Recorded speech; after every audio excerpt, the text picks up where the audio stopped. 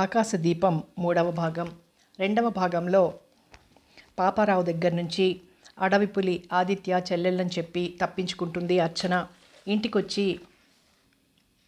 బాబాయ్తో ఏమీ చెప్పదు. కానీ పాపారావు పిలిచి యయాతికి అంతా వివరిస్తాడు. దాంతో యయాతి అయోమయంలో పడి అర్చనను ఇల్లు ఖాళీ చేసి వెళ్ళమని చెప్తాడు.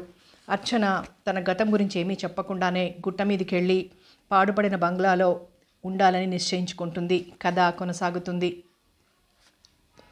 అర్చన గుట్ట మీదికెళ్ళి ఉండబోతుందన్న వార్త ఆ ఊరంతా వ్యాపించింది. నిర్ఘాంతపోయారంతా. ఆమెకేమైనా పిచ్చి పట్టిందా అనుకున్నారు. మీకంత ఇల్లే కావాలంటే మేమంతా కలిసి అడవి నుంచి 4 వాసాలు నరుక్కొచ్చి పాక వేసి పెడతాం, అంతేగాని గుట్ట మీదికి మాత్రం వెళ్ళకండి అన్నారు కొందరు. అయితే ఆమె వినలేదు. ఆ రాత్రి యయాతి మామూలుగానే వెళ్ళిపోయాడు.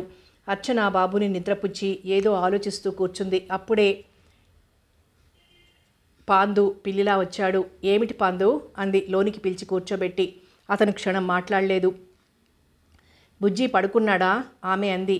పడుకున్నాడన్నట్లు తలూపాడు. 2 నిమిషాల తర్వాత అర్చనమ్మ, మీరు మీ ఊరు వెళ్ళిపోకూడదు అన్నాడు మెల్లిగా. వెళ్ళను, స్థిరంగా ఉందామె గొంతు. ఆ గుట్ట గురించి మీకు తెలుసా గంభీరంగా అన్నాడు పాండు. జవాబుగా ఆమె నవ్వింది. నేను తమాషా కనడం లేదు. ఆ గుట్ట మీద ఇంటిలో దెయ్యాలున్నాయి. నాకు దెయ్యాల మీద నమ్మకం లేదు. పోనీ పులులు, సింహాలు, క్రూర జంతువులన్నా నమ్మకం ఉందా? ఉంది, కానీ అవి నన్నేం చెయ్యవు. ఆమె మొండితనానికి చిరాకు కలిగింది పాండుకి. చూడండి, మీరు ధైర్యస్తులైతే కావచ్చు, కానీ ఈ ఊరి సంగతి కానీ ఇక్కడి మనుషుల సంగతి కానీ మీకు తెలియదు. ముఖ్యంగా ఆ గుట్ట గురించి, ఆ గుట్ట మీద ఇల్లు గురించి అస్సలు తెలియదు. నా మాట విని మీరక్కడికి వెళ్ళొద్దు అనునయంగా అన్నాడు పాండు. మరి బాబాయ్ వెళ్ళిపోమన్నారు, అందుకే మీ ఊరెళ్ళిపోండి. పాండు, నా మీద నీకింత అభిమానం దేనికి సూటిగా చూస్తూ అందామే. అతను తలదించుకున్నాడు. నిన్ను పాపారావు పంపాడు కదూ? ఆమె ప్రశ్నకి గతుక్కుమన్నాడతను. చూడు పాండు, పాపారావే కాదు, ఎవరు చెప్పినా నేను ఈ ఊరొదిలి వెళ్ళను. ఈ ఊళ్ళో ఎవరు ఆశ్రయం ఇచ్చినా ఆ పాపారావు ఊరుకోడు. అయితే గుట్ట మీద ఇంటి మీద ఎవరికీ అధికారం లేదు. ఎందుకంటే అది చచ్చిపోయిన రాజా అప్పాజీ గారు నిర్మించుకున్నది. ఆయన మా నాన్నగారి ప్రాణమిత్రులు. కొన్నాళ్ల పాటు నేను ఆ ఇంట్లో నివాసం ఏర్పరచుకోవడానికి ఏం అభ్యంతరం ఉండదు శాంత గంభీర స్వరంతో అంది అర్చన. పాండుకి నోట మాట రాలేదో క్షణం. ఆ ఇల్లు మీరు చూశారా అన్నాడు కాసేపు తర్వాత. లేదు, రేపు చూస్తాను తాపీగా అందామే. ఇంకేం మాట్లాడాలో తెలియలేదు పాండుకి. పాండు, బుజ్జిని పక్క పట్నంలోని స్కూల్కి పంపు. నిజంగా వాడు చాలా తెలివిగలవాడు మృదువుగా అందామే. అతని మొహం నల్లబడింది.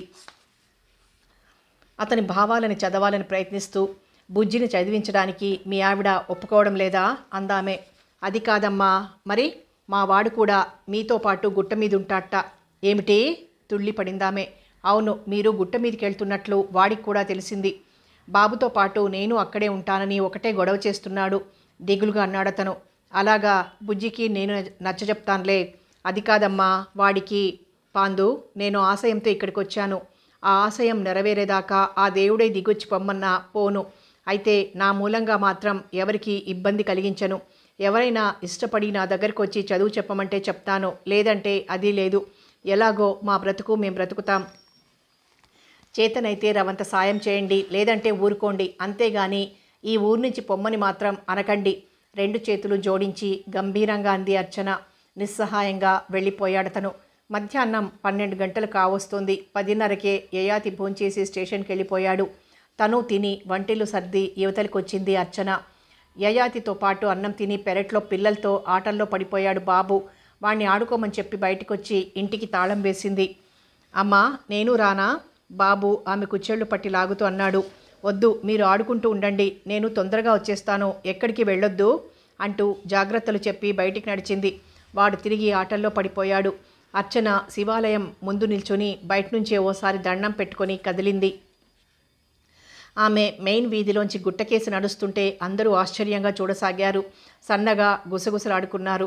ఆమె పాండు ఇంటి దగ్గర క్షణం ఆగింది. ఏమిటమ్మా మర్యాదగానే అన్నాడతను ఇంట్లోంచి బయటకొస్తూ. ఓసారి నాతో వచ్చి గుట్టకి దారి చూపిస్తావా అందామె వేడుకోలుగా.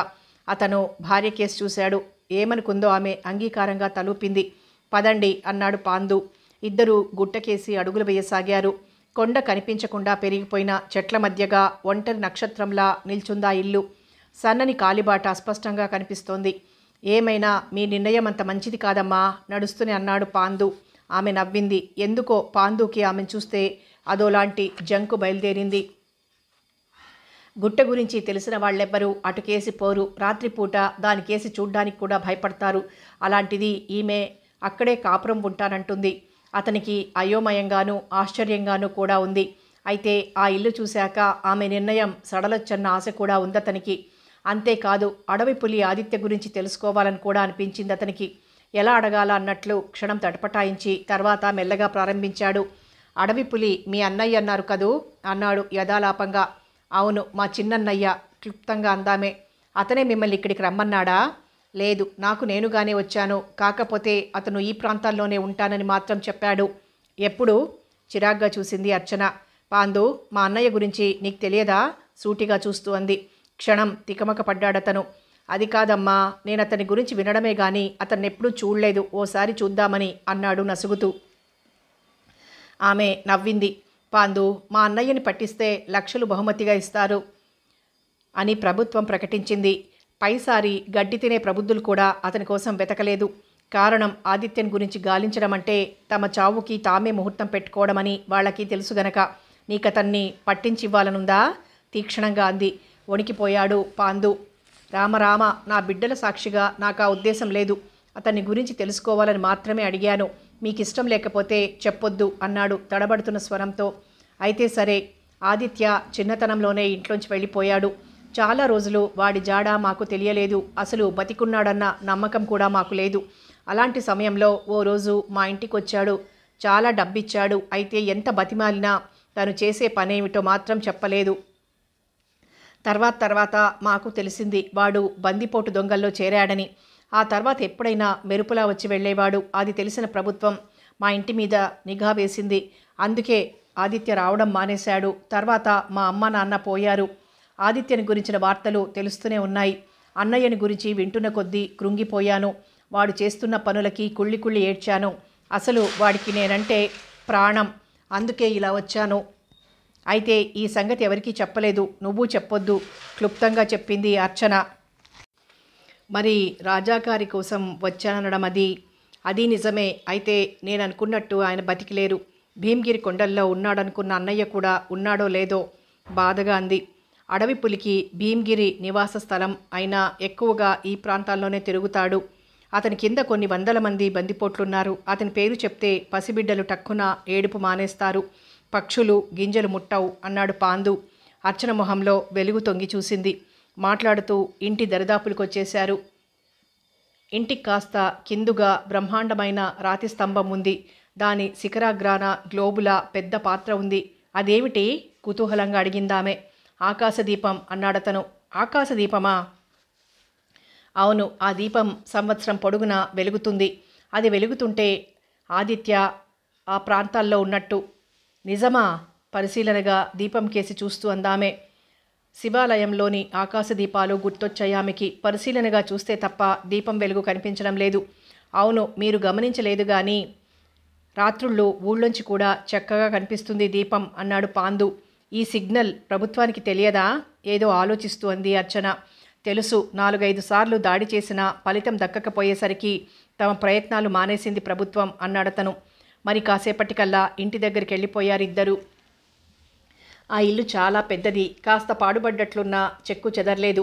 పక్కా తలుపులే కాక కటకటాల తలుపులు కూడా ఉన్నాయి. మెయిన్ గేట్కి తాళం ఉంది. అయితే అది బాగా తుప్పు పట్టినట్లుంది. ఓసారి ఇంటి చుట్టూ తిరిగింది అర్చన. వేప, మామిడి, సపోటాల్లాంటి చెట్లు వృక్షాల్లా పెరిగి ఉన్నాయి. వాటి కిందంతా ఇంతెత్తున పడి ఉన్నాయి ఎండుటాకులు. 2 కోతులు కుతూహలంగా చూస్తున్నాయి వాళ్ళకేసి. కింద ఊరంతా స్పష్టంగా కనిపిస్తోంది. ఏవో వింత పక్షులు గోలగోలగారుస్తున్నాయి. పాండు, ఇక్కడి నుంచి ఊరు పరిసరాలు ఎంత అందంగా కనిపిస్తున్నాయి. దేవతలు విహరించే సుందర ప్రదేశంలా ఉందే తప్ప దయ్యాల నిలయంలా లేనే లేదు. మీరంతా ఎందుకంత భయపడ్డారు? అంది అర్చన. ఇది మీ కంటికి సుందర ప్రదేశంలా కనిపిస్తోందా? ఓసారి అటుకేసి చూడండి. ఊరికి ఆపోజిట్గా ఉన్న వైపు చూపించాడతను. ఆమె మొహంలో పెద్ద మార్పేం లేదు. ఏం ఉన్నాయి? కాస్త లోయ, చిక్కటి అడవి, అంతేగా. అయినా ఈ ప్రాంతాలన్నీ కీకారణ్యాలని మీకు తెలుసు. మీరంతా ఇక్కడే పుట్టి పెరిగినట్లున్నారు. అలాంటిది మీరు భయపడ్డమేమిటి? తేలిగ్గా అంది. పగలే ఇంత భయంకరంగా ఉంది, రాత్రుళ్ళు క్రూర జంతువులు కూడా వస్తుంటాయి. ఎలాగైనా ఆమెను భయపెట్టి ఆమె నిర్ణయాన్ని మార్చాలనుకుంటూ అన్నాడతను. ఆమె నవ్వేసింది. పర్వాలేదు పాండు, కొందరు మనుషుల కన్నా ఈ మృగాలే నయం. చిరాగ్గా చూశాడతను. అలాగే అనుకున్నా మీకు నిత్యావసరాలకెలా ప్రతిదానికి కిందికొస్తారా అన్నాడు. చూద్దాం, ముందు ఈ తాళం తీసే మార్గం చూడు అంది అర్చన. అతను మౌనంగా ఉండిపోయాడు. పర్వాలేదు, తాళం పగలగొట్టు, నీకేం మాట రాకుండా చూసే బాధ్యత నాది అతని ముఖభావాలని గమనించిన అర్చన అనునయంగా అంది. పాండు తప్పనిసరిగా ఓ రాయి తెచ్చి తాళం బద్దలు కొట్టాడు. లోపలంతా చీకటిగా ఉంది. ఏదో గబ్బిలాల వాసన. ఇద్దరూ లోపలికి అడుగు పెట్టారు. తలుపులన్నీ బార్లాగా తీశాడతను. చీకటిని ఆశ్రయించిన ప్రాణులు వెలుతురు పడగానే కంగారుగా ఎగిరిపోయాయి తలో దిక్కుగా. 10 మంది హాయిగా ఉండొచ్చి ఇంట్లో విశాలమైన హాలుని పరిశీలించి చూస్తూ అంది అర్చన. అతను మాట్లాడలేదు. అర్చన ఇల్లంతా తిరిగి చూసుకుంది. ఆమె కళ్ళల్లో తృప్తి కనిపించింది అతనికి. ఎల్లుండి మంచిది, ఈలోగా ఓసారి ఇల్లంతా తుడిపించుకుంటే స్వాగతంగా అనుకుంది.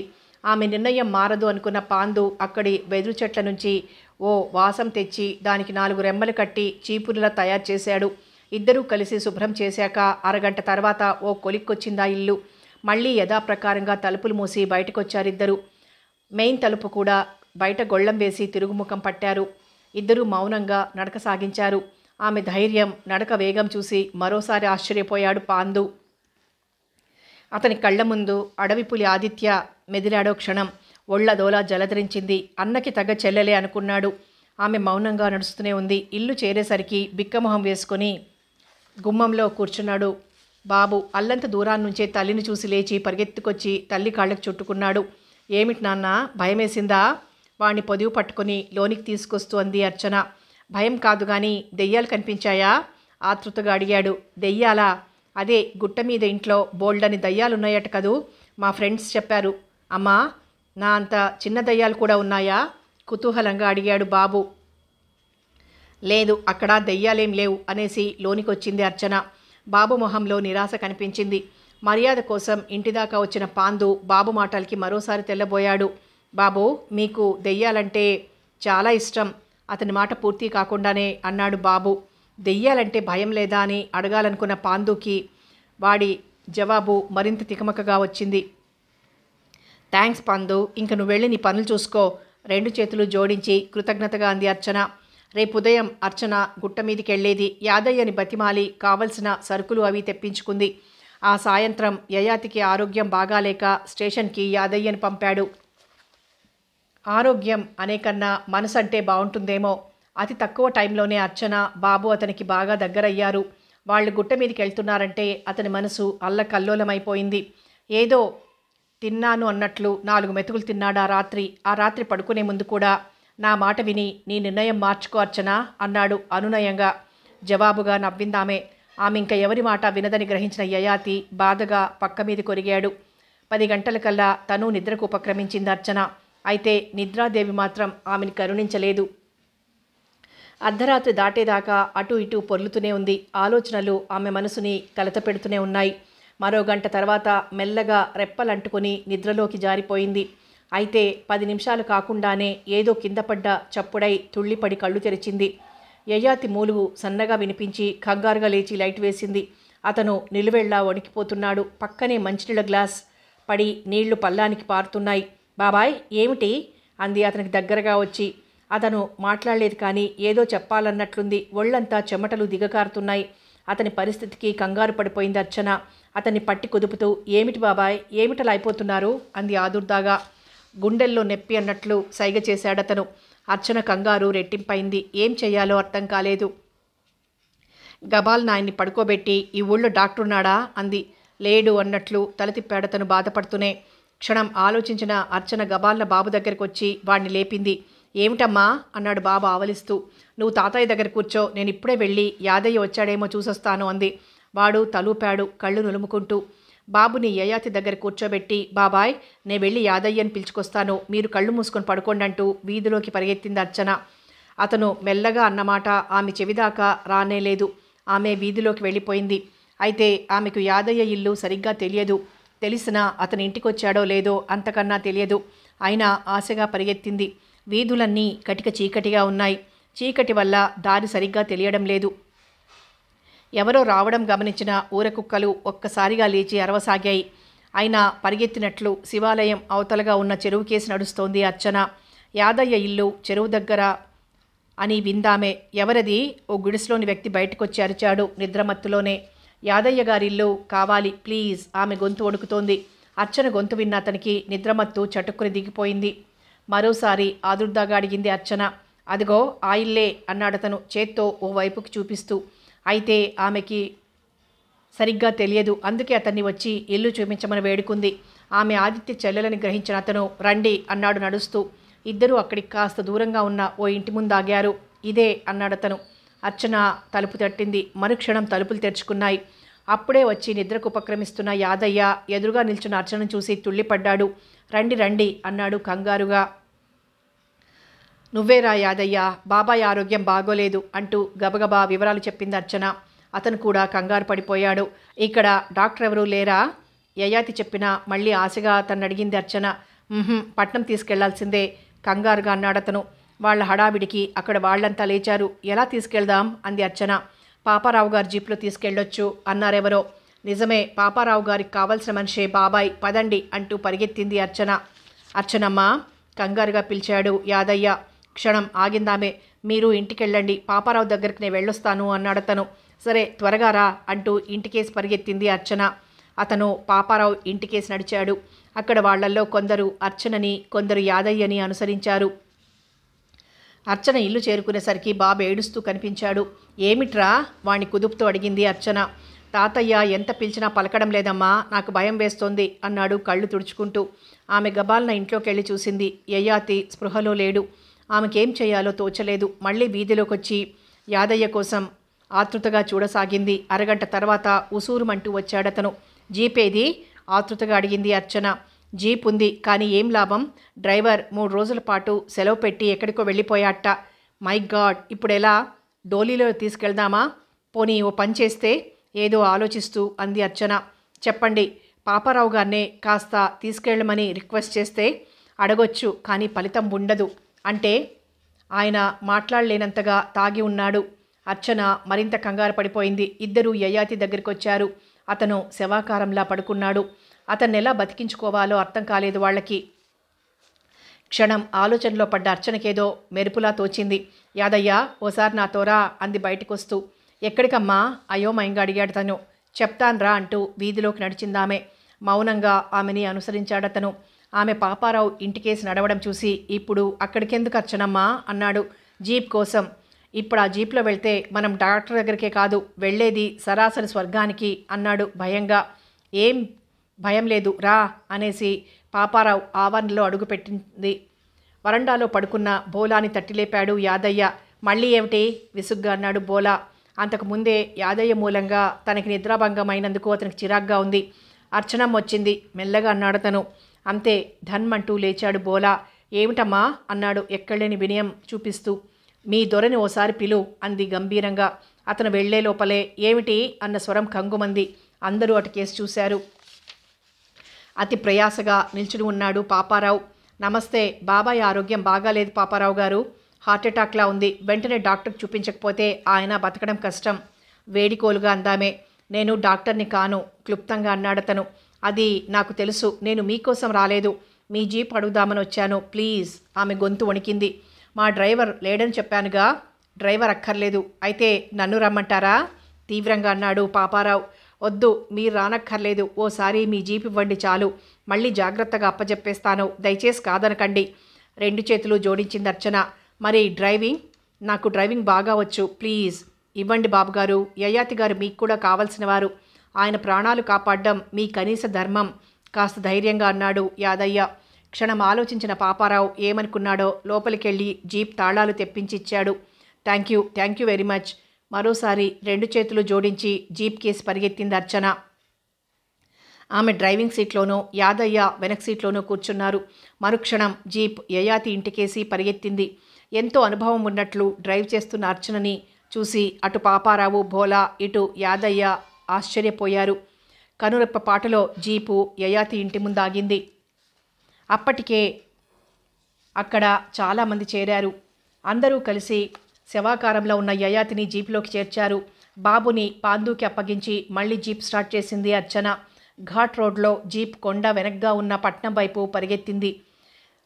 జీపు రేస్లా పరుగుతీస్తున్న ఆ జీప్ను చూసి రోడ్డు పక్కనున్న పొదల్లోని కుందేళ్లు కంగారుగా గంతులు వేశాయి. అర్చనమ్మ, ఇదంతా కొండల రోడ్డు, అంత వేగం పనికిరాదు అని యాదయ్య హెచ్చరిస్తూనే ఉన్నాడు. అయినా ఆమె వేగం తగ్గించలేదు. యాదయ్య చెప్తున్న దారంట వెళ్తోంది. ఓ గంట తర్వాత పట్నం పరిసరాల్లోకి వచ్చేసింది జీప్. అంతవరకు ఊపిరి బిగబట్టి బిక్కుబిక్కుమంటూ కూర్చున్న యాదయ్య తేలిగ్గా ఊపిరి తీసుకున్నాడు. జీపు గవర్నమెంట్ హాస్పిటల్ ముందాగింది. జీప్లోంచి దూకినట్టు దిగి, యాదయ్య నువ్వు ఇక్కడే ఉండు, నేను డాక్టర్తో మాట్లాడొస్తానంటూ లోపలికి పరిగెత్తింది అర్చన. అయితే అక్కడెవ్వరూ లేరు.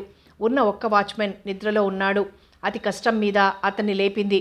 ఏమిటి అన్నాడతను తనకి నిద్రాభంగం చేసినందుకు చిరాకు పడిపోతూ. డాక్టర్ గారు ఎక్కడున్నారు అంది అర్చన ఆతృతగా. నిద్రపోతున్నారు ఆవలిస్తూ అన్నాడతను. అర్జెంట్ కేసయ్యా, ఓసారి లేపు వేడికోలుగా అందామే. ఇప్పుడు లేపితే నన్ను తిడతారు నిర్లక్ష్యంగా అనేసి మళ్ళీ ముసుగు బిగించాడతను. అర్చనకి కోపం ఉవ్వెత్తున లేచింది. అయినా తన కోపం అణుచుకొని అతన్ని బతిమాలింది. అయినా అతను వినిపించుకోలేదు. ఇంకా ఇలా కాదని లోనికి పరిగెత్తింది. అతను అరుస్తూ వెంటపడ్డాడు. వార్డంతా తిరిగి చివరికి డాక్టర్స్ డ్యూటీ రూమ్ దగ్గరికి వెళ్ళి చిన్నగా తలుపు తట్టింది. ఎవరు విసుగ్గా అన్నాడు doctor. May I come in please మృదువుగా అడిగిందామె. తీయని ఆ స్వరానికి అతనికి నిద్రమత్తు పూర్తిగా వదిలిపోయింది. కమిన్ అనేశాడు. ఆమె లోనికెళ్ళింది. తీయని ఆమె స్వరానికే అదోలా అయిపోయిన డాక్టర్ ఆమెను చూసి మరింత తబ్బిబ్బైపోయాడు. నమస్తే డాక్టర్. అతని చూపులకి కాస్త ఇబ్బందిగా కదులుతూ అందామె. నమస్తే, చెప్పండి ఏమిటి అన్నాడతను తేరుకుని. ఆమె విషయం చెప్పింది. అతని మొహంలోకి విసుగొచ్చేసింది. ఓసారి వాచ్ చూసుకున్నాడు. వరండాలో పడుకోబెట్టండి, తెల్లారాక చూద్దాం అన్నాడు. సీరియస్ కేస్ డాక్టర్, ఓసారి వచ్చి చూడండి, మీకే తెలుస్తుంది. మనసులో మండిపడుతూనే వేడికోలుగా అంది అర్చన. అతను తప్పనిసరిగా లేచి బయటకొచ్చాడు. జీప్లో ఉన్న యయాతిని చూసి పెదవి విరిచేశాడు. ఏమిటి అంది అర్చన ఆదుర్దాగా. లాభం లేదు, సరిగ్గా చూడకుండానే పల్స్ చూశానుగా, చాలా క్లిష్టమైన కేసు. ఏదో మందు వాడి చూడండి ప్లీజ్ మరింత ఆదుర్దాగా అందామే. క్షణం మౌనంగా ఉండిపోయాడు డాక్టర్. తొందరగా చూడండి డాక్టర్ బాబు, ముందు అడ్మిట్ చేసి ఏదో ఓ మందు ఇవ్వండి అసహనంగా అన్నాడు యాదయ్య. సరే, డబ్బా ఏమైనా తెచ్చారా అన్నాడు డాక్టర్. డబ్బా? అర్చన మొహం వెలవెలపోయింది. అవును, మందులకి చాలా అవుతుంది, కానీ ఇది గవర్నమెంట్ హాస్పిటల్ కదూ తడారిపోతున్న గొంతుతో అందామే. నిజానికి ఆమె కంగారులో పైసా తీసుకోకుండా బయలుదేరింది. ఆమె మాటలకి నిర్లక్ష్యంగా నవ్వాడు డాక్టర్. మీరు ఈ ఊరికి కొత్త అన్నాడు ఓరగా చూస్తూ. నిజంగా కొత్తే, అందుకే నాకిక్కడి వ్యవహారాలు తెలియవు. దయచేసి మీరు తొందరగా పేషెంట్ని చూడండి అంది అర్చన. మరి డబ్బు? హడావిడిలో తీసుకురాలేదు, రేపు తెచ్చి మీరెంత కావాలంటే అంతా ఇస్తాను ప్లీజ్ బతిమాలింది అర్చన. అతను మళ్ళీ నవ్వాడు. నన్ను నమ్మండి, రేపు తెచ్చిస్తాను. తన్నుకొస్తున్న ఆవేశాన్ని అతి ప్రయాసగా తొక్కిపెడుతూ అందామే. పేషెంటు టపాకడితే, డాక్టర్ అవునండి, మీ ఆదుర్దాలో ఏవేవో అంటారు, తీరా అక్కర తీరాక మొహం చాటేసి చల్లగా జారుకుంటారు. ఇంకా పేషెంట్ పోతే చెప్పాలా? అర్చన కళ్ళు ఎర్రబడ్డాయి, పిడికిళ్ళు బిగుసుకున్నాయి. సరే, మీకు కావాల్సింది డబ్బేగా, ఇప్పుడే తెచ్చిస్తాను, మీరు ముందు ట్రీట్మెంట్ మొదలు పెట్టండి అంది గంభీరంగా. అలా అన్నారు బాగుంది. కోటయ్య, పేషెంట్ని లోపలికి తీసుకురా అన్నాడు డాక్టర్ వెనక్కి తిరుగుతూ. మీరు ఇంటికి వెళ్తారమ్మా అన్నాడు యాదయ్య ఆదుర్దాగా. వెళ్ళను గంభీరంగా అందామే. మరి డబ్బు? ఈ ఊళ్ళో మా అన్నయ్య ఫ్రెండ్స్ చాలామంది ఉన్నారు, ఎవరో ఒకరిని అడిగి తెస్తాను. మరింకేం, తొందరగా వెళ్ళి తెండి ఉత్సాహంగా అన్నాడు డాక్టర్. మీరు ముందు ట్రీట్మెంట్ మొదలు పెట్టండి. చెప్పానుగా, మీరెళ్ళి డబ్బు తీసుకురండి. ఈలోగా మా వాడు బెడ్ సిద్ధం చేస్తాడు. నిజానికి బెడ్స్ ఏం ఖాళీగా లేవు, ఏదో మీరు అడిగారు కదా అని. అంటే నేను వచ్చి డబ్బిచ్చేదాకా ట్రీట్మెంట్ మొదలు పెట్టరా అసహనంగా అంది అర్చన. ఎంతసేపు, మీరు తొందరగా వచ్చేస్తే ఇక్కిలించాడు డాక్టర్. మా అన్నయ్య ఫ్రెండ్స్ ఇళ్ళు ఇక్కడికి చాలా దూరం, మీరు ముందు ఆయనకి ఏదైనా మందివ్వండి అందామే. డాక్టర్ మొహంలో విసుగు తొంగి చూసింది. ఎంతసేపు మీ మాటే గాని నా మాట వినిపించుకోరేం? పేషెంట్కేం పర్వాలేదు, మీరెళ్ళండి, నేను చూస్తానుగా అన్నాడు. కానీ మా వాళ్ళిల్లు చాలా దూరం. ఇంతకీ మీ అన్నయ్య ఫ్రెండ్స్ ఎవరు వ్యంగ్యంగా అన్నాడు డాక్టర్. అతనికి ఆమె అబద్ధం చెప్తోందని అనుమానం. చాలామంది ఉన్నారు, ఈ ఊళ్ళోనే కాదు అన్ని ఊళ్ళల్లోనూ అతనికి ఫ్రెండ్స్ ఉన్నారు కాస్త చిరాగ్గా అందామే. ఆహా, అంత గొప్పవాడా మీ అన్నయ్య? ఎవరో అంత గొప్పవాడు హేళనగా అన్నాడు. ఓసారి చురుగ్గా చూసి, మా అన్నయ్య పేరు చెప్తే దడుచుకుంటారేమో అంది Archana. What do you mean? మీ అన్నయ్య ఇండియా ప్రైమ్ మినిస్టరా లేకపోతే ప్రెసిడెంటా? ఏమీ కాదు. అతని పేరు చెప్తే అంత భయంకరమైన పేరా? అవును, చెప్పనా? చెప్పండి. అడవి పులి ఆదిత్య. ఏమిటి? బిగుసుకుపోయాడు డాక్టర్. అవును, ఆదిత్య మా అన్నయ్య, స్వయానా నాకు తోడబుట్టినవాడు. ఉండండి, ఇప్పుడే వస్తాను వెనుదిరుగుతూ అంది అర్చన. ఎక్కడికి? కంగారుగా అన్నాడతను. అదే మా అన్నయ్య ఫ్రెండ్ అడిగి. వద్దొద్దు, ముందు పేషెంట్ని లోపలికి తీసుకురండి. డాక్టర్ ఒళ్ళంతా చిరుచెమటలు పట్టింది. మరి డబ్బు? అమాయకంగా అంది అర్చన. డబ్బొద్దు, ఏం వద్దు. కోటయ్య, తొందరగా పేషెంట్ని లోపలికి తీసుకురా. లోనికి పరిగెత్తాడు డాక్టర్. కోటయ్య అంతకన్నా వణికిపోతూ యాదయ్య సాయంతో లోపలికి తీసుకొచ్చి మంచం మీద పడుకోబెట్టాడు. 10 నిమిషాల కల్లా వీఐపీ ట్రీట్మెంట్ జరిగింది యయాతికి. చూశారా యాదయ్య లోకం తీరు? మంచిగా అడిగితే ఎవ్వరూ సాయం చేయరు, భయపెడితే వణుకుతూ చేస్తారు బాధగా అంది అర్చన. నిజమేనమ్మా. ఇంతకీ ఈ ఊళ్ళో మీ అన్నయ్య ఫ్రెండ్స్ ఉన్నారా? మెల్లగా అడిగాడతను. ఆమె నవ్వింది. ఎలా అయితేనేం బాబుగారికి ట్రీట్మెంట్ జరిగింది. తర్వాత భగవంతుడు దయ. ఆకాశం వైపు చూస్తూ 2 చేతులు జోడించాడు యాదయ్య. తెల్లగా తెల్లవారింది. పాపారావు ఏదో ఆలోచిస్తూ కాఫీ తాగుతున్నాడు. రాత్రి జరిగినదంతా కళ్ల ముందు కట్టినట్లుంది అతనికి. అర్చన ప్రవర్తన అతన్ని మరింత అయోమయావస్థలో పడేయడమే కాక అతనిలో కోరికని రెట్టింపు చేస్తోంది. ఇంతవరకు అర్చన లాంటి సౌందర్యవతిని, సాహసవతిని చూడలేదతను. ఒక్కసారి ఆమెని కౌగిట్లోకి పదువుకోవాలన్న కాంక్ష క్షణక్షణానికి పెరిగిపోతోంది. అయితే ఆమె ఆదిత్య చెల్లెలన్న సత్యం గుర్తుకొచ్చి అతని ఒంట్లోని రక్తం అంతటిని నీళ్లుగా మారుస్తున్నట్లు అనిపిస్తోంది. కాఫీ తాగి ఖాళీ కప్పు టేబుల్ మీద పెట్టి సిగరెట్ వెలిగించాడు. సోఫాలో వెనక్కు చేరగిలబడి కళ్ళు మూసుకుని సిగరెట్ పొగతో మేఘాలు సృష్టిస్తున్నాడు. అతనలా ఉండగానే కాంపౌండ్లోకి వచ్చింది జీపు. పరధ్యానంలో అతనది గమనించలేదు. కానీ వరండాలో ఉన్న బోలా దూరం నుంచి జీపును చూసి ఏదో పులుస్తున్నట్లు యజమాన్ దగ్గరికి పరిగెత్తాడు. దొరా అన్నాడు ఆదుర్దాగా. పాపారావు కళ్ళు తెరిచి చూశాడు. ఆమె వచ్చేసింది తడబడుతూ అన్నాడు బోలా. ఎవరు? అదే జీపు. పాపారావుకు అర్థమైపోయింది. గబాల్న లేచి నిల్చున్నాడు. అతని ఒళ్ళు అదోలా కంపించింది. గుడ్ మార్నింగ్ పాపారావు గారు, చిరునవ్వుతో విష్ చేసింది అర్చన.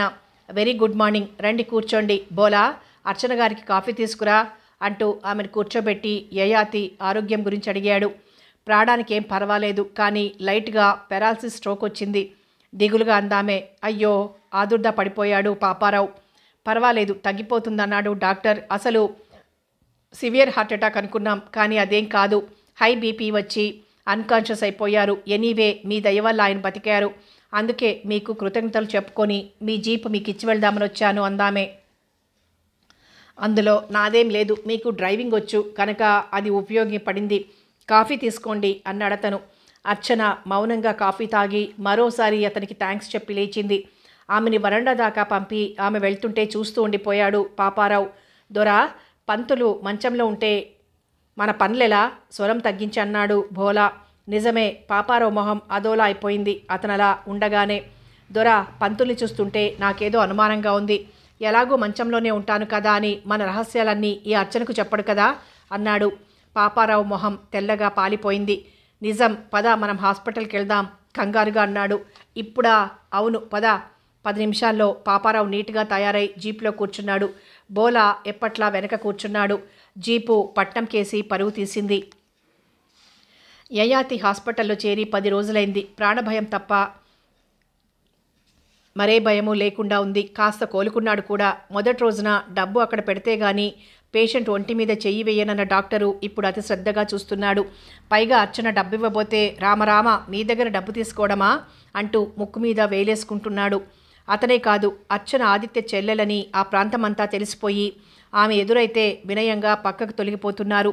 ఈ 10 రోజుల్లో పాపారావు 2-3 సార్లు వచ్చి వెళ్ళాడు. తర్వాత ఇంటికి తీసుకెళ్లి మందులు వాడతామని చెప్పి యయాతిని ఇంటికి తీసుకొచ్చేశారు. అర్చనకి సాయపడుతున్నట్లు తర్వాత అక్కడికి 50 కిలోమీటర్ల దూరంలో ఉన్న రైల్వే హాస్పిటల్కి 10 రోజులకు ఒకసారి స్వయంగా తీసుకెళ్లి చెకప్ చేయించాడు.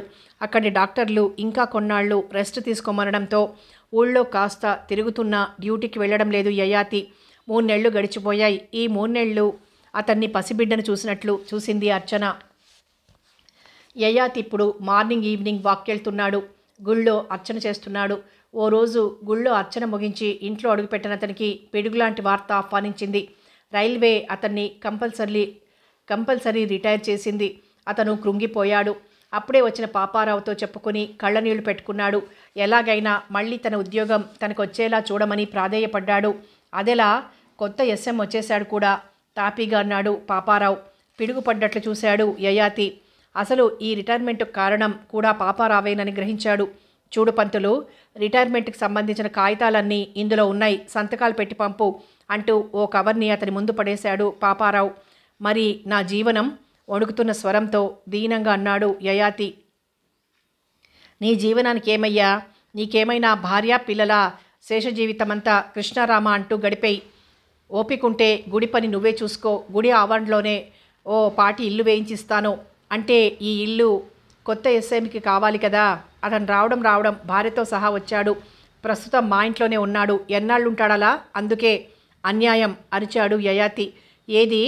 ఇన్నేళ్ల నుంచి మీకు అన్ని విధాలుగా సాయం చేశాను. ఎంతో రిస్క్ తీసుకుని మీ పనులు చేశాను. మీరు కూడా నేను మీ కుడి భుజమన్నారు. నేను లేకపోతే బిజినెస్సే లేదన్నారు. అలాంటిది ఇప్పుడు 4 రోజులు మంచంలో ఉంటే ఉద్యోగం తీయించడమే కాక ఇంట్లోంచి కూడా పొమ్మంటారా? ఇది మీకు న్యాయంగా ఉందా?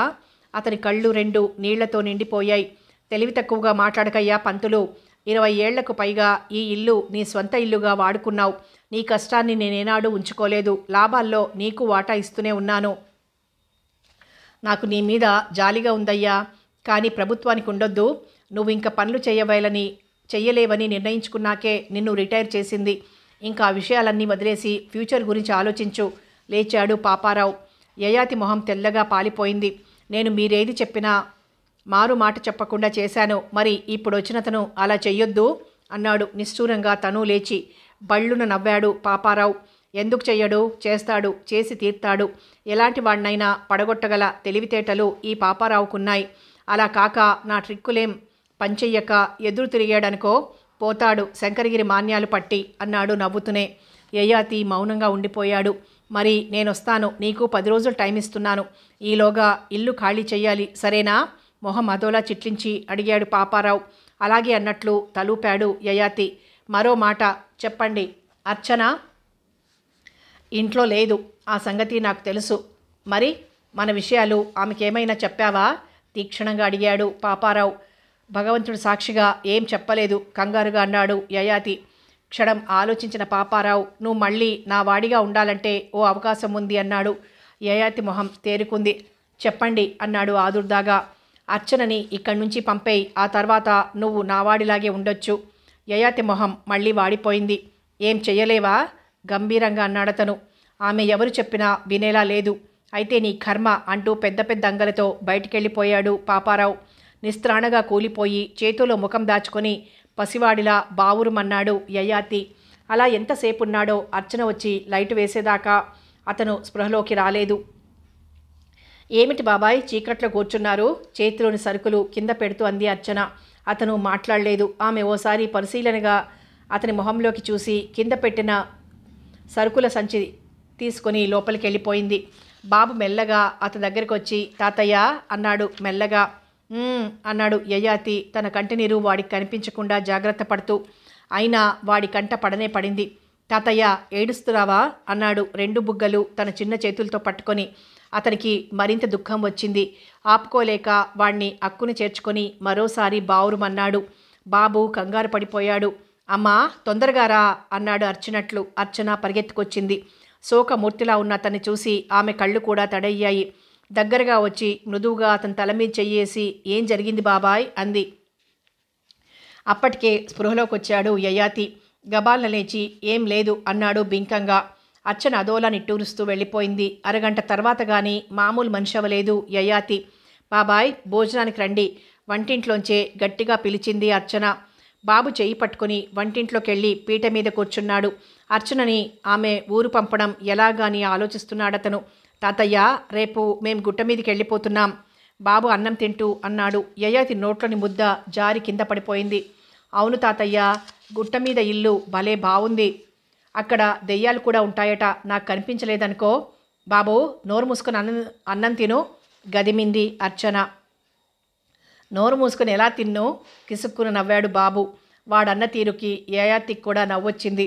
క్షణం మౌనంగా ఉండి మళ్ళీ మొదలుపెట్టాడు బాబు. తాతయ్య, గుట్ట మీదికి నువ్వు రాకూడదు. తుళ్ళిపడ్డారు యయాతి, అర్చన కూడా. అవును తాతయ్య, నువ్వురా, మేం వెళ్ళిపోతే నువ్వు ఒక్కడివే ఉండాలిగా జాలిగా అన్నాడు బాబు. నాకు అలవాటే. అతని గొంతు వణికింది. అలవాటేలే. అప్పుడు చూడు, నీకు జబ్బు చేస్తే అమ్మ ఉంది కనుక డాక్టర్ దగ్గరికి తీసుకెళ్ళింది. మరి మేము వెళ్ళిపోతే నిన్నెవరు తీసుకెళ్తారు డాక్టర్ దగ్గరికి?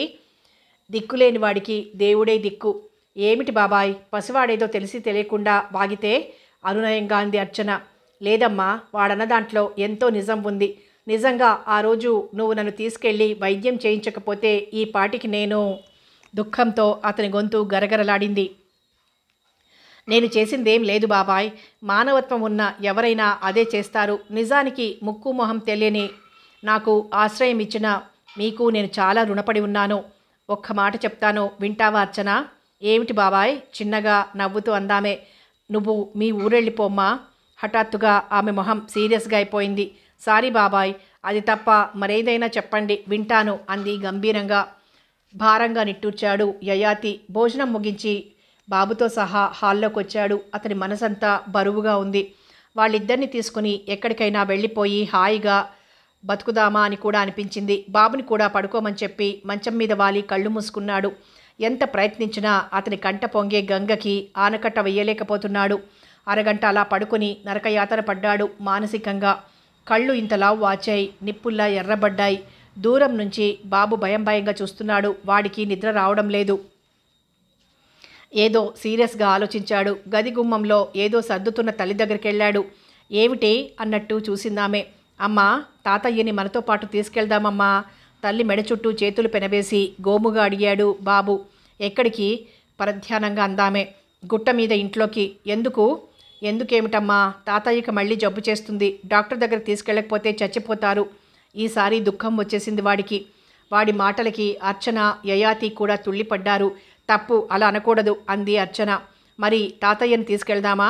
బాబు, నీకు అక్కర్లేని విషయాల్లో తలదూర్చకు చిరాగ్గా అంది అర్చన. ఆమెకు తెలుసు తన ప్రతి మాట అతను వింటున్నాడని. తాతయ్య విషయం నాకు అక్కర్లేని విషయమా? అంతకన్నా చిరాకు పడిపోయాడు బాబు.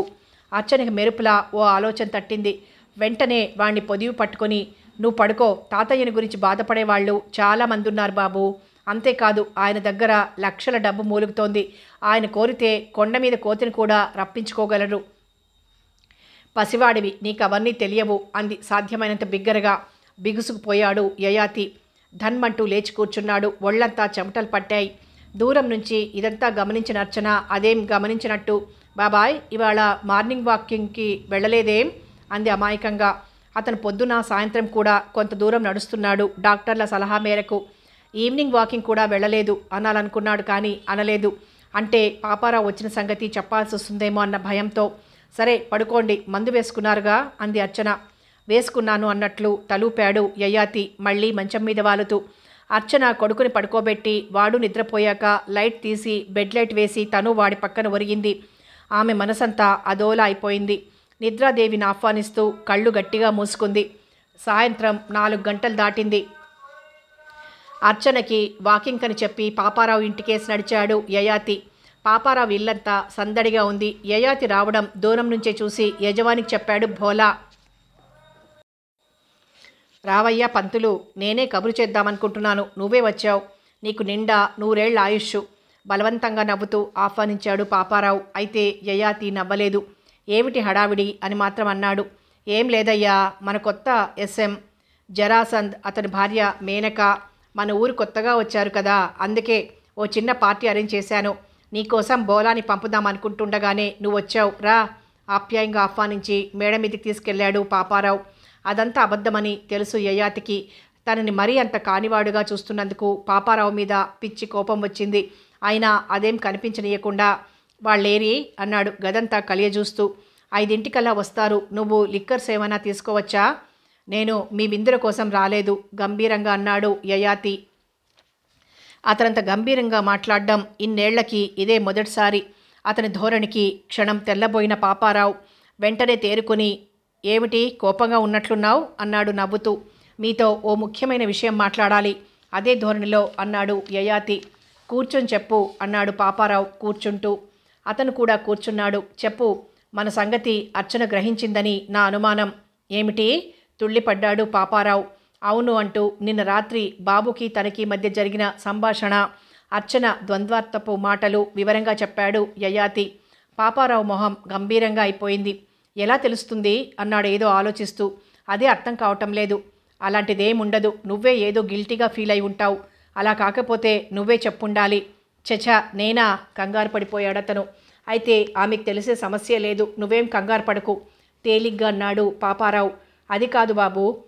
ఏమంటావు? నువ్వు ఆవిడతో పాటు వెళ్ళి గుట్ట మీద కాపురం ఉంటావా? చిరాగ్గా అన్నాడు పాపారావు. మరి మీరో సాయం చేయాలి. చెప్పు, ఇల్లు కట్టించేవాలా? మరేమిటి, తొందరగా చెప్పు, అవతల వాళ్ళొచ్చే టైం అవుతోంది విసుక్కున్నాడతను. నేను వెళ్ళిపోతాను. ఎక్కడికి? మా ఊరు. అంతే, ఆంధ్రానా? అవును, వెళ్ళు తేలిగ్గా అన్నాడు పాపారావు. యయాతి మొహంలో రకరకాల భావాలు దోబూచులాడాయి. ఎప్పుడెళ్ళమంటారు అన్నాడు మెల్లగా. నీ ఇష్టం. అది కాదు, మీరు డబ్బు ఎప్పుడిస్తే అప్పుడు వెళ్తాను. డబ్బా? విపరీతంగా ఆశ్చర్యపోయాడు పాపారావు. అదే బాబు, నాకు రావాల్సిన 2,50,000 రూపాయలు. వాట్? నీకు 2,50,000 రావాలా? జోక్ చేస్తున్నావా? లేకపోతే కలేమైనా వచ్చిందా? తీక్షణంగా అన్నాడు పాపారావు. యయాతి కాళ్ల కింద భూమి కదిలినట్లయింది. బాబు, నన్నే మోసం చేస్తారా అన్నాడు తడారిపోతున్న గొంతుతో. What nonsense are you talking? అరిచాడు పాపారావు. అవును, ఇవాళ నాన్సెన్స్ లాగే ఉంటుంది. 20 ఏళ్ల నుంచి నా చేత గాడిద చాకరీ చేయించుకుని ఇవాళ పొమ్మంటే నోరు మూసుకుని పోవటానికి నేనేం వెర్రి వెదవని కాదు కోపంగా అన్నాడు యయాతి. ఏం చేస్తావు? అరిచాడు పాపారావు. ఏం చేస్తానా? ఏనుగు దంతాల దగ్గర నుంచి నెమలి పిల్లల వరకు, పులి చర్మాల దగ్గర నుంచి పాము కుబుసాల వరకు మీరెలా సేకరించారో, ఎలా రవాణా చేసి కోట్లు సంపాదించారో, అడవి కలప ఎంత తరలించబడుతోందో, సరుకంతా మీరెక్కడ నిల్వ చేస్తున్నారో అన్నీ ప్రభుత్వానికి చెప్పేస్తాను.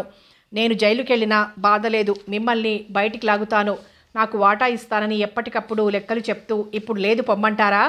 తనను తాను మర్చి అరిచాడు యయాతి. కొయ్యబారిపోయాడు పాపారావు. అతని కళ్ళు ఎర్రబడ్డాయి. ఓ, అంతదాకా వచ్చిందన్నమాట. నేను అనుకుంటూనే ఉన్నాను ఆ అర్చన వచ్చిన దగ్గర నుంచి నువ్వు అదోలా ఉన్నావని. చూడు పంతులు, ఈ పాపారావు తాచుపాము కన్నా ప్రమాదకరమైన మనిషిని నీకు తెలుసు. నాకు ఎదురు తిరిగిన దేవుణ్ణి కూడా మట్టు పెట్టేస్తాను, ఖబర్దార్ నిప్పులు రాలుస్తూ అన్నాడతను. అంటే చంపుతావా? ఆవేశం తగ్గని యయాతి కోపంగానే అన్నాడు. అవును, మామూలుగా కాదు, చంపి బూడిద చేసి ఆ బూడిదని బ్రాందీలో కలుపుకొని తాగుతాను భయంకరంగా అన్నాడు పాపారావు. హఠాత్తుగా వాస్తవంలోకి వచ్చిన యయాతి భయంతో వణికిపోయాడు. నమస్తే అన్నారెవరో మృదువుగా. చివ్వున తల తిప్పి బిగుసుకుపోయారు గదిలో ఉన్న ఇద్దరు. గుమ్మంలో అర్చన. నువ్వా? తేరుకొని అన్నాడు పాపారావు. అవును పాపారావు గారు, బాబాయ్ వాకింగ్ అని చెప్పి ఇటొస్తుంటే నేను వచ్చాను. చూడండి, ఆవేశం పనికిరాదని డాక్టర్లు చెప్పారా? ఈయనేమో ప్రతిదానికి ఆవేశపడిపోతున్నారు. మళ్ళీ రోగం తిరగబడితే ఎలా చెప్పండి? మామూలుగా అంది అర్చన. నేను అదే చెప్తున్నాను. చచ్చి బతికారు కదా, ఇంకా ఎందుకు చెప్పకుండా? వెధవ ఉద్యోగం, ఆ ఉద్యోగం పోయినందుకు నన్ను నిందిస్తున్నాడు. ఆమె తన మాట వినలేదని ఊహించిన అతను తేరుకుని అన్నాడు. అదేమిటి బాబాయ్, పాపారావు గారు ఏం చేసినా నీ మంచి కోసమేగా చేస్తారు. మీ స్నేహం ఇవాల్టిదా? అయినా ఆ జీతం రాళ్ల కోసం ఎందుకు మీకు ఆ తాపత్రయం? మీరేమైనా ఆ జీతంతో బతకాలా ఏమన్నానా? ఒక్కసారి అడవికెళ్తే. అర్చన కంగారుగా అన్నాడు యయాతి. పాపారావు మొహం వెలవెలబోయింది. అర్చనకి ఎంతో కొంత తమ గురించి తెలిసిందని గ్రహించాడు. తెలియని భయం అతన్ని వణికించేసింది. పాపారావు గారు, నేను అర్చన ఏదో అనబోతూ ఎవరో రావడం చూసి టక్కున ఆపేసింది. ఓ, రండి మిస్టర్ జరాసన్, ప్లీజ్ కమ్. నమస్తే మిసెస్ మేనక అంటూ కంగారుగా ఆహ్వానించాడు పాపారావు. మేం వెళ్తాం పాపారావు గారు అంది అర్చన. నో, ఇవాళ చిన్న పార్టీ అరేంజ్ చేశాను, అందులో మీరు కూడా పాల్గొనాలంటూ ఆ వచ్చిన వాళ్ళని కొత్త ఎస్ఎంగాను అతని భార్యగాను పరిచయం చేశాడతను. ప్రతి నమస్కారాలయ్యాయి. ఎస్ఎంకి సుమారు 30 ఏళ్ల లోపు, మేనకకి 25 లోపు వయసుండొచ్చు. ఇద్దరూ అందంగా ఆకర్షణీయంగా మేడ్ ఫర్ ఈచ్ అదర్లా ఉన్నారు. ఆ దంపతులిద్దరూ అర్చనని అదోలా గుచ్చి చూశారు. ఆ చూపులు ఆమెని చాలా చికాకుపరిచాయి. మళ్ళీ వస్తాం పాపారావు గారు అంటూ వెనుదిరిగింది. అరే, అదేమిటి, పార్టీ కాకుండానే చనువుగా అంది మేనక. సారీ, మా బాబు ఇంటి దగ్గర ఒంటరిగా ఉన్నాడు, తప్పించుకోవడానికి అంది అర్చన. ఓ, మీకు బాబు కూడా ఉన్నాడా? బోలా వీళ్ళ బాబుని తీసుకొస్తావా అంది మేనక. అతను యజమాని కేసు చూశాడు. యజమాని గ్రీన్ సిగ్నల్ ఇవ్వగానే బయటికి పరిగెత్తాడు. రండి మనం విందు ప్రారంభిద్దాం అన్నాడు పాపారావు. జరాసన్, మేనక లేచారు.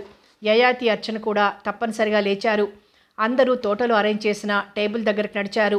బిల్డింగ్కి ఓ పక్కగా ఉన్న మహావృక్షాల క్రింద చక్కగా అలంకరించి లైట్స్ అమర్చారు. బ్రహ్మాండమైన రోజ్వుడ్ టేబుల్ మీద లిక్కర్సు, దానికి తగ్గ సరంజామా అందంగా సర్దారు. ఓ పక్కగా హాట్ ప్లేట్స్లో ఏవో ఐటమ్స్ పొందిగ్గా అందరికీ అందుబాటులో ఉండేలా పెట్టారు. మరోవైపు కూల్ డ్రింక్స్ ఉంచారు. ఆ టేబుల్ మీద కనీసం 25 మంది డిన్నర్ తీసుకోవచ్చు, అంత పెద్దదా టేబుల్. వాళ్ళంతా కూర్చోగానే అంతవరకు అక్కడున్న నౌకరు ఓ పక్కగా తప్పుకున్నాడు. అర్చన గారు, మీరు కాస్త బీర్ తీసుకుంటారా? బీర్ బాటిల్ ఓపెన్ చేస్తూ అంది మేనక. నోనో, కంగారుగా అంది అర్చన. అదేమిటి, మీరు బీర్ కూడా తాగరా? అన్నమే తినరా అన్నంత వింతగా అడిగింది మేనక. కానీ నేను అన్ని లిక్కర్స్ తీసుకుంటాను అందామే. తీసుకోండి, నేను కూల్ డ్రింక్ తీసుకుంటాను అంది అర్చన. పేరుకు తగ్గట్లే ఉన్నారు అర్చన మీరు, నవ్విందామే. అర్చన నవ్వలేదు. తొందరైతే కొందరంతే డార్లింగ్, లిక్కర్స్ తీసుకుంటే అదేదో మహాపాపం అనుకుంటారు. పూర్వం దేవతలు సురాపానం చేసేవారు కాదు. అంతెందుకు, విరాట పర్వంలో ద్రౌపదిని కీచకుడి దగ్గరికి ఎందుకు పంపింది? మధుర తెమ్మని, అందుకే సురాపానం తప్పు కాదు అంటూ ఓ దీర్ఘ ఉపన్యాసం చేశాడు జరాసన్. అర్చన తీక్షణంగా చూసింది అతని కేసి. ఓన్లే డియర్, ఎవరి అలవాట్లు వాళ్ళవి. ఇదిగో అర్చన గారు, ఇవాళకి మీతో పాటు నేను కూల్ డ్రింకే తీసుకుంటాను అని బీర్ బాటిల్ని దూరంగా తోసి కూల్ డ్రింక్స్ తీసింది. అర్చన ఇచ్చిన డ్రింక్ బాటిల్ మౌనంగా అందుకుంది. ఇంతలో బాబుని వెంట పెట్టుకొచ్చాడు బోలా. హాయ్ బాబు. గబాల లేచి వాణ్ణి పొదువు పట్టుకుని తీసుకొచ్చి తన పక్కన కూర్చోబెట్టుకుంది మేనక. పేరు ఊరు అడిగింది. అన్నింటికీ ముద్దుగా జవాబు చెప్పాడు బాబు. అర్చన గారు, చిన్న రిక్వెస్ట్ హఠాత్తుగా అంది మేనక. ఆమె ప్రశ్నార్థకంగా చూసింది. మనిద్దరం దాదాపు ఒకే ఈడువాళ్లం అనుకుంటాను, కానీ ఎందుకో నాకు మిమ్మల్ని అక్క అనాలనుంది. మీకు అభ్యంతరం లేకపోతే అలా పిలుస్తాను. అలాగే, క్లుప్తంగా అందామే. పార్టీ మొదలైంది. పాపారావు, జరాసంద్ బ్రాందీ విస్కీలు తాగితే యయాతి, బాబు ఆడవాళ్లు కూల్ డ్రింక్స్ తాగుతున్నారు. నిజానికి యయాతి లిక్కర్స్ బాగానే తీసుకుంటాడు. ఇప్పుడు బీర్ తీసుకున్నా వచ్చే నష్టం లేదు. కానీ ఎందుకో అర్చన, బాబుల ఎదురుగా తాగడానికి అతనికి ధైర్యం చాలలేదు. పార్టీ జరుగుతున్నంతసేపు మేనక ఏదో మాట్లాడుతూనే ఉంది. పార్టీ ముగిసింది. 8 గంటలవుతుండగా లేచి పాపారావుకి థ్యాంక్స్ చెప్పి అర్చన, యయాతి బాబుతో సహా ఇంటి మొహం పట్టారు. అయితే 9 గంటలవుతున్నా జరాసన్ దంపతులు మాత్రం లేవలేదు. మిస్టర్ జరాసన్, ఈ ఊరు మీకు నచ్చినట్టేనా? ఓరగా చూస్తూ అన్నాడు పాపారావు సంభాషణకు నాందీగా. మీ ఊరికన్నా మీ ఆతిథ్యం బాగుంది నవ్వాడు జరాసన్. థ్యాంక్స్, మనం ప్రాణమిత్రులం కావాలి. దానికేం, అవుదాం, ఒకరికొకరం సాయం చేసుకోవాలి. ఫ్రెండ్స్ అయితే అంతేగా మరి. నాకు మీ సహాయం కావాలి విషయానికి వస్తూ అన్నాడు పాపారావు. అది వేరే చెప్పాలా? ఓ కోటీశ్వరుడయ్యుండి ఓ ఎస్ఎం రాగానే ఇంత చక్కని స్వాగతం ఇచ్చి ఇంత మంచి విందు ఏర్పాటు చేశారంటే తేలిగ్గా ఊహించవచ్చు. నాతో ఏదో పెద్ద పని ఉందని విషయం చెప్పండి నవ్వుతూ అన్నాడు జరాసన్. పాపారావు కూడా నవ్వాడు. అతని కళ్ళకి మేనక నిజంగా మేనకలాగే కనిపిస్తోంది. త్వరగా చెప్పండి ఆతృతగా అన్నాడు జరాసన్. పాపారావు మేనక కేసు చూశాడు. అది గ్రహించిన అతను, నా భార్య దగ్గర నాకు రహస్యాలేం లేవు. నేనేం చేసినా మా మేనక కాదరదు. మీరు నిస్సంకోచంగా చెప్పండి అన్నాడు. సరే, మీకు డబ్బు కావాలా? అదేం పిచ్చి ప్రశ్న. డబ్బు అక్కర్లేని వాళ్ళు ఉంటారా? అది కాదు, డబ్బు కావాలంటే కాస్త పట్టు విడుపు ఉండాలి మెల్లగా అన్నాడు పాపారావు. పెద్దగా నవ్వాడు జరాసన్. చూడండి పాపారావు గారు, హైదరాబాద్ పరిసరాల్లో ఉండే నన్ను ఈ మారుమూలకి ఎందుకు విసిరేశారో తెలుసా? ఎందుకు? పార్సల్స్లో వచ్చిన వస్తువులు మాయం చేసినందుకు. లగేజీ ఎక్కువేసి తక్కువ తూకం చూపించి వ్యాపారస్తుల నుంచి డబ్బు తీసుకున్నందుకు. నిజానికి ఈ సంగతులు బయటపడ్డ వెంటనే నా ఉద్యోగం ఊడాల్సింది. కానీ కేంద్రంలో మా దగ్గర బంధు ఒక ఆయన మంచి పొజిషన్లో ఉండి నన్ను బయటికి లాగించాడు. అందుకే ఉద్యోగం తీయలేక ఇదిగో ఈ మారుమూలకు విసిరేశారు వివరంగా చెప్పాడు జరాసంద్. పాపారావు కళ్ళు తళుక్కుమన్నాయి. కథ కొనసాగుతుంది.